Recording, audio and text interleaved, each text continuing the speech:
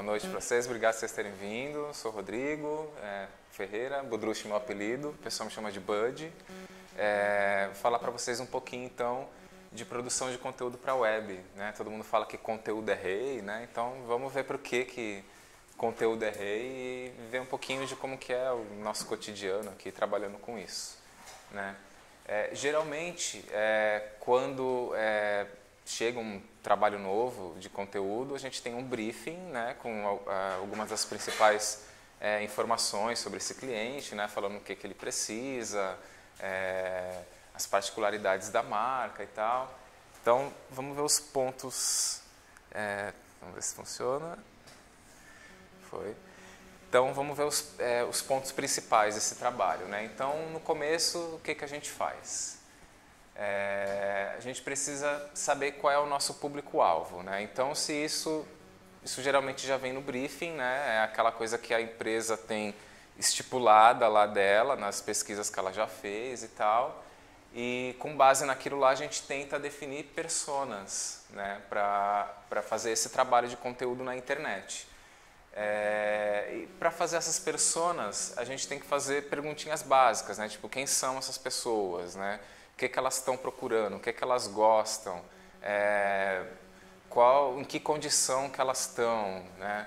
Elas têm conhecimento da marca, elas sabem o que eu faço, elas têm conhecimento do meu produto, onde que elas estão, essas pessoas elas acessam que sites, elas estão presentes em que lugares da rede.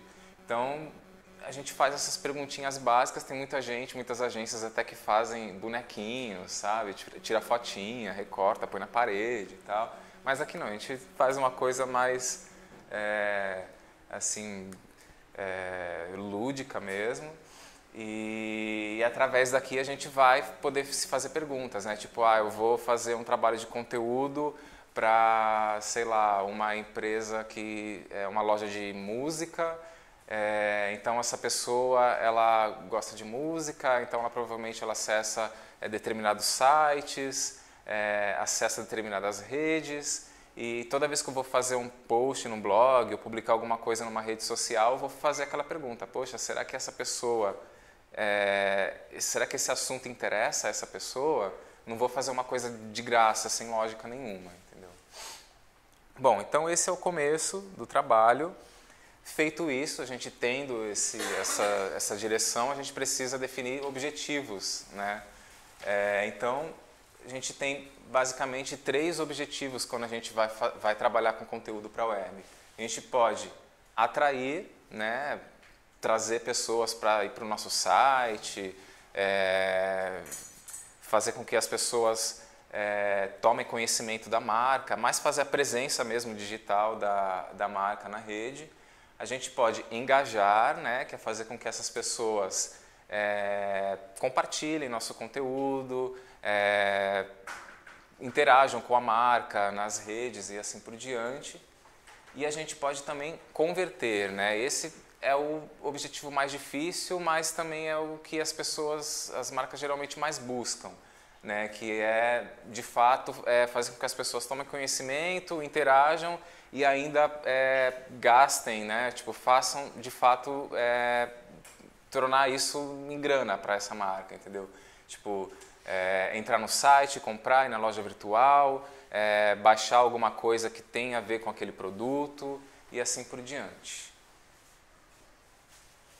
Bom, então, primeiro aí dos muitos pontos, né? Talvez o principal que a gente trabalha no conteúdo para web é o blog, né? Mas para que a gente vai ter um blog?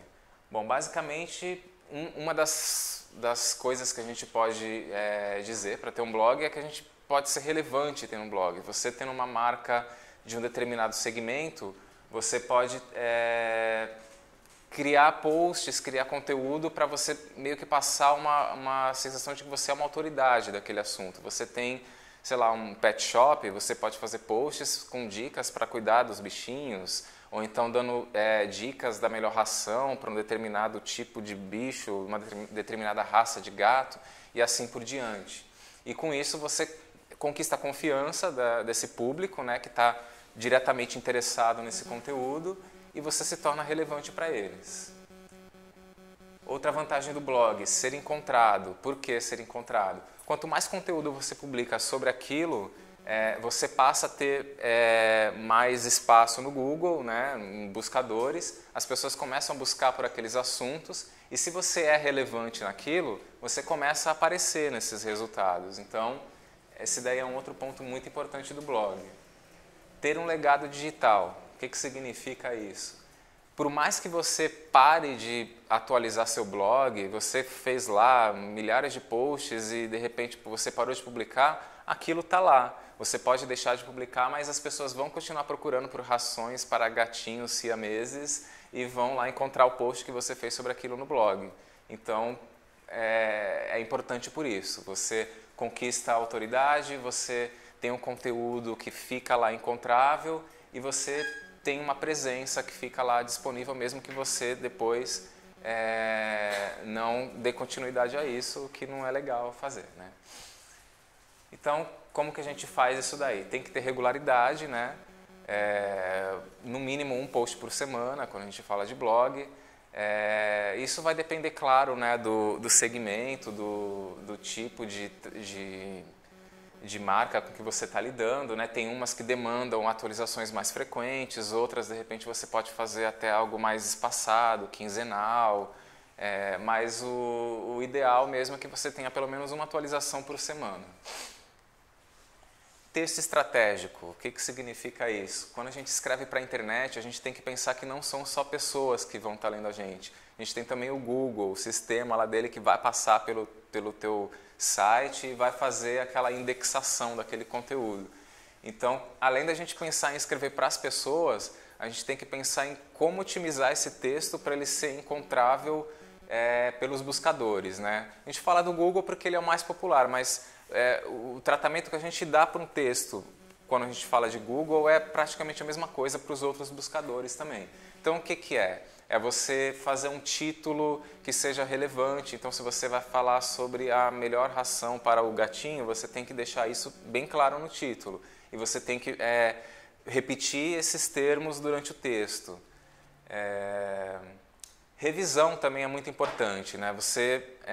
Por mais que você tenha que ter uma grande densidade desses termos para você facilitar esse trabalho de indexação, você não vai ficar escrevendo, né, a ração do gatinho é importante porque a ração do gatinho é muito boa. Afinal, a ração do gatinho, não, você não pode fazer isso. Você tem que escrever de uma forma que seja legal para as pessoas, mas ao mesmo tempo seja interessante para os buscadores. E é claro, né, atenção à ortografia, concordância, né, porque você está na internet que você vai barbarizar, escrever tudo abreviado, com gírias, etc. Né? Isso daí pode ser muito comum e muito legalzinho quando a gente está escrevendo lá no nosso Facebook, no nosso blog pessoal, mas quando a gente está falando de um blog corporativo, ou por mais que seja por um segmento mais descontraído, precisa ter um cuidado especial. Isso é o blog. Então vamos passar agora para mídias sociais. Bom, para que a gente vai fazer trabalho com mídias sociais, né? Basicamente para ser visto, porque todo mundo está nas redes sociais hoje em dia, né? Vocês sabem que o Facebook aí está com mais de 1 bilhão de usuários, né? A gente tem aí Twitter, Google+, LinkedIn, YouTube, enfim, redes sociais para mais de metro aí. E a gente precisa estar presente nisso, né? Claro, sempre de acordo com a relevância daquilo que a gente está fazendo. Nem toda marca precisa ter um perfil no Facebook, nem toda marca precisa ter um canal no YouTube. A gente vai ver quais são essas necessidades lá naquele começo, naquele trabalho que a gente faz de fazer as perguntas, etc. e tal. Ter contato direto com as pessoas. Essa é uma das grandes vantagens das redes sociais, né? Aqui você consegue falar, interagir com as pessoas, elas citam a sua marca, elas reclamam da tua marca, você pode ir lá e falar diretamente com elas. Você tendo uma fanpage, as pessoas têm lá como mandar uma mensagem privada para você, falando de alguma coisa relacionada ao teu produto ou serviço. E como que a gente faz um trabalho legal de mídias sociais? A gente tem que escolher bem as redes com as quais a gente vai agir, né? Tem que ter relevância, né? Nem todo mundo precisa ter um Instagram, por exemplo, mas um restaurante, por exemplo, pode ser fundamental ter um Instagram hoje em dia, né? Por causa da questão das fotos, as pessoas tiram muitas fotos de pratos de comida, não sei o quê, então é pensar em formas de fazer essa ligação.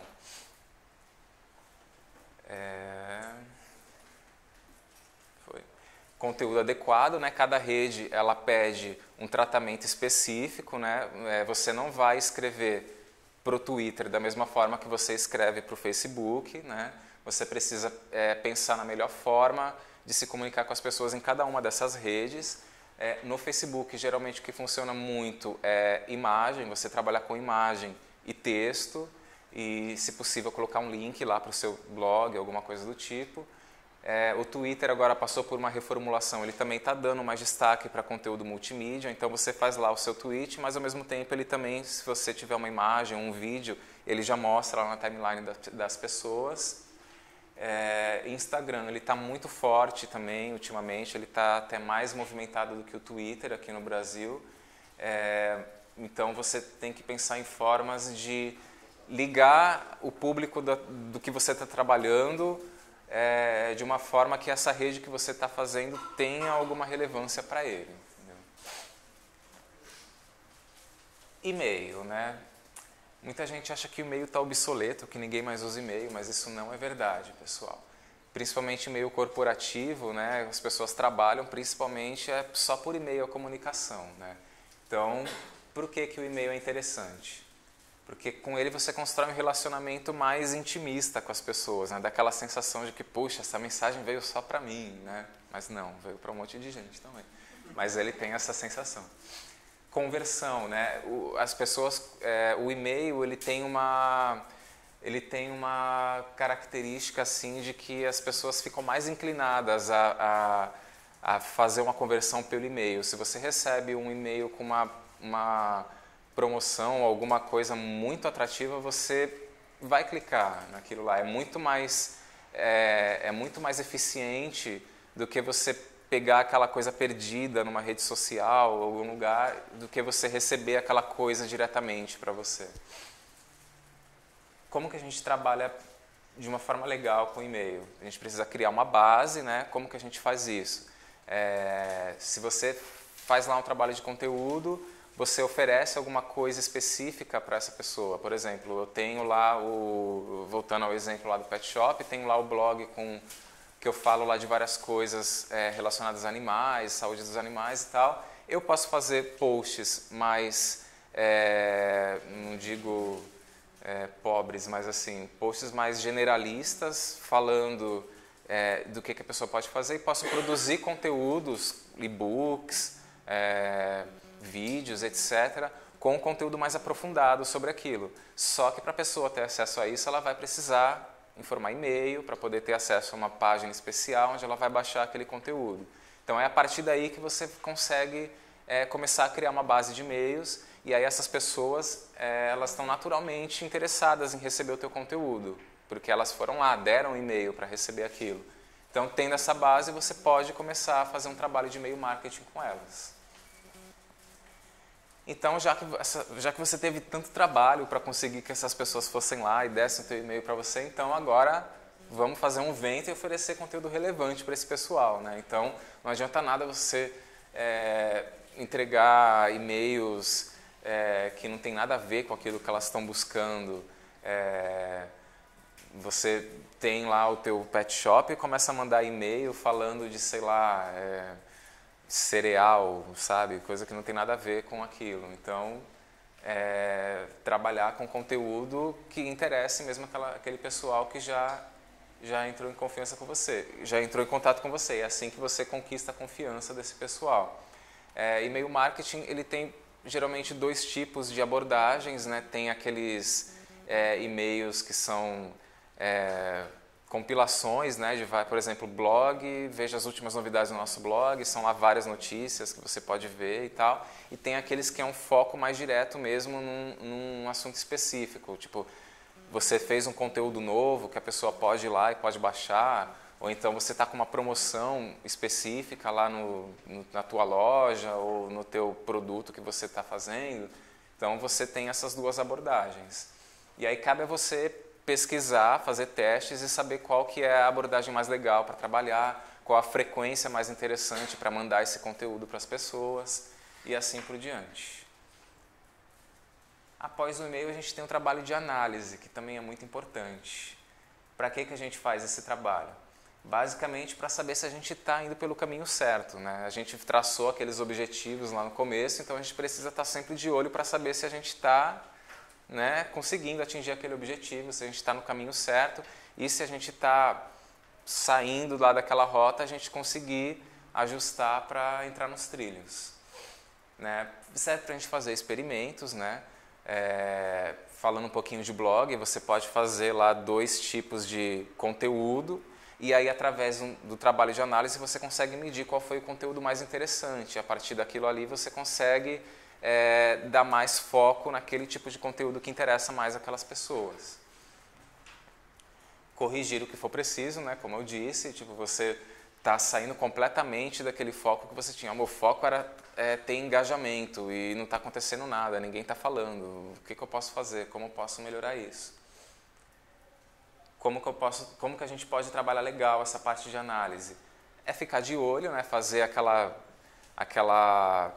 dar aquela olhada diária para ver se está tudo certo com as visitas dos sites, dar uma olhada nas redes sociais, fazer aquele monitoramento diário para ver o que as pessoas estão falando, fazer uma coisa mais robusta semanalmente, né? Ver se a gente está conseguindo atingir os objetivos que a gente já tinha traçado para aquele mês e fazer aquele relatório completão no final do mês, né? Ver o que rolou durante aquele período, ver se a gente está conseguindo atingir aquilo que a gente tinha em mente, ver como é que está a relação das pessoas com o que a gente está produzindo, tanto no blog quanto nas redes sociais e assim por diante. Focar no que interessa, né? Como disse, você tem lá o teu objetivo, é atrair, é engajar, é converter, então através do trabalho de análise você consegue dar uma olhada naquilo que você está fazendo e se focar exclusivamente naquele que é realmente o seu objetivo. Bom, aquela foi um pouquinho da parte de análise de redes sociais, etc. Agora a gente vai falar um pouquinho de compra de mídia. Para que serve a compra de mídia? Às vezes a gente está fazendo um trabalho, mas ele demora, né? Quando a gente fala de trabalho orgânico, esse trabalho ele naturalmente demora para engrenar, né? No mínimo aí 3 meses para você começar a ter um resultado legal. Mas às vezes a gente precisa ter um resultado mais rápido, a gente precisa ter, sei lá, uma alavancagem para fazer com que isso tenha um ritmo legal depois. Como que a gente faz isso? A gente faz isso com a compra de mídia, que serve para a gente acelerar o crescimento, para a gente alavancar o conteúdo, né? A gente tem lá um blog, a gente está postando conteúdo bacana, mas ninguém está vendo, claro, ninguém te conhece. Então o que você pode fazer? Você vai lá e faz um trabalho no Facebook Ads, no AdWords, e você faz lá a promoção desse conteúdo exatamente para o público que você quer que tenha acesso a esse conteúdo. Como que a gente faz isso? A gente tem que escolher a mídia ideal, né? Você tem aí como opções o Facebook Ads, que faz com que você tenha uma coisa muito legal dele, que você pode selecionar muito especificamente as pessoas com as quais você quer atingir. Você consegue separar por faixa de idade, por região e assim por diante. Tem o AdWords, que é o do Google, né? Que é aquele que quando você faz a busca aparece os links patrocinados do lado. Então, além disso, você tem a rede de display do Google, que são aqueles banners que aparecem em alguns blogs, no YouTube, etc. Então, por aí você vai identificando qual que é a mídia ideal para atingir o objetivo de vocês. E aí a gente tem que ficar de olho na performance também, assim como a gente fica de olho naquela análise do trabalho orgânico que a gente faz, nos blogs, nas redes sociais. Quando a gente faz um trabalho com mídia, a gente também tem que ficar de olho para ver qual campanha, qual anúncio que está dando certo, qual que não está dando tanto resultado e assim por diante. Vocês vão ver mais detalhes sobre essa parte aqui, depois com o Canato ali na parte de mídias de performance, e ele vai dar mais detalhes disso aqui. Mas basicamente, pessoal, é isso aí, tá? Esses são os pontos principais de uma estratégia de conteúdo. Aqui nesses links que eu deixei, vocês vão ver dicas mais aprofundadas, né? Eu passei só um resumão mesmo, então tinyurl.com/dica, blog, mídias sociais, e-mail, análise, compra de mídia. E é isso.